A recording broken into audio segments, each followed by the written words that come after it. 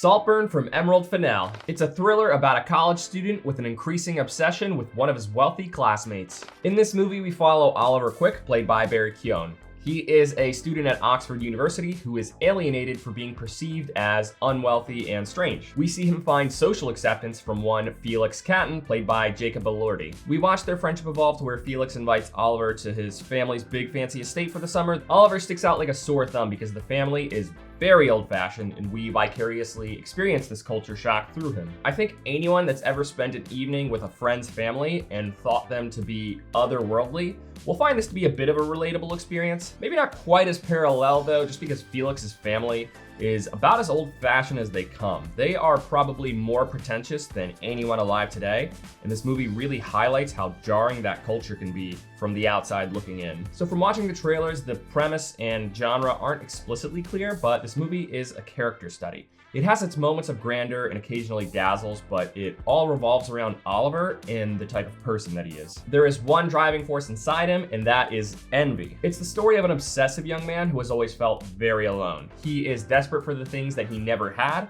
so when given the opportunity to actually have something, he will say and do pretty much anything to keep it. Though this man is obviously very troubled, I think that a lot of viewers will be able to relate to him to some degree. It takes some time to figure out what kind of character he is exactly, and that becomes harder when about halfway through this movie, he seems to just completely shift from this timid loner to this charismatic mastermind. It was kind of a roller coaster ride from start to finish, figuring out what kind of character he is.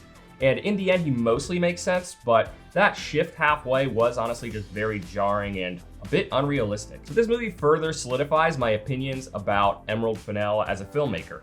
I really like her as a director, but not so much as a screenwriter. I think the synergy between everything visually is a lot to praise, but in the end, there were just so many things that I did not personally like about the story. The dialogue for a lot of this movie is almost Victorian. If I were to show you single pages of the screenplay, especially from the second half, you would probably think that this movie is a period piece. But it takes place in 2006, which I do not think is far back enough to qualify as a period piece. The story is pretty saturated in melodrama, which is what really makes these characters almost feel Victorian. They make these very deep and sometimes very poetic analogies, and their level of pretentiousness is basically that of royalty. Oliver gets a bit Machiavellian with the way that he tries to qualify himself socially, and of course the other characters play ball with this, heavily dramatizing what seems to just be social hierarchy. This all made the movie feel downright unrealistic.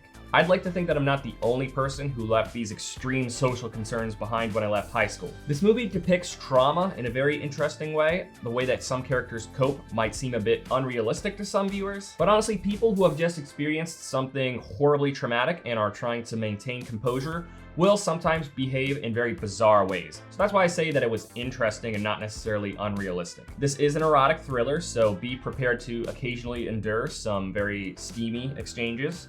In typical fashion for the genre, a lot of the sex had is a bit dazing. Shit gets weird sometimes. There will be times where characters start getting fresh when you least expect it, and sometimes with the people you didn't think they'd even go near. I can't help but think that some of those scenes were written with Fennell going, "Let's make the audience uncomfortable."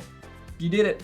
Good job. So normally I think it's a little bit cringe when people constantly say, "Insert person here deserves an Oscar for a movie." That said, people mostly tend to say that about actors and directors, so I don't feel quite as basic by saying that I think this movie is a strong contender in 2024 for best editing. Really great editing in this movie, including music and sound. It's very stylistic, but in a very tasteful way that I think will age well over time. Some filmmakers can get too stylistic and that just doesn't age well over time. The editing is especially good in tandem with the cinematography, which was great across the board. There were times where a single take would run a little bit long from one camera angle, just to give us the sensation that we are experiencing what the character is, which of course further adds to us experiencing this culture shock along with Oliver. On top of the 4:3 aspect ratio, this movie also has a slightly desaturated, high clarity vintage color grade, which leads me to believe that the aspect ratio was used to convey the look of an older film and not so much for other creative reasons. Overall, I love the visuals of the movie. It culminated very well, and the two lead actors were amazing, especially Jacob Elordi. But again, I personally was just not a fan of a solid chunk of the story. I'm just not a fan of heavy melodrama. So I can personally say that I thought the movie was fine, but I think this movie has an audience that will walk away from it very satisfied because this movie has a lot of great things about it. If you recognize that melodrama is something that you enjoy in a story, like for example, if you liked the new Hunger Games movie, then I am sure that you would love this movie, honestly. But if you have a hard time suspending your disbelief in very inconsistent or unrealistic characters in a modern setting, then I would probably pass on this one. Thank you for watching this review. If it brought you any value at all, please consider giving it a like. It really does help the channel grow. I'll see you later next week with my reviews of Maestro and Poor Things.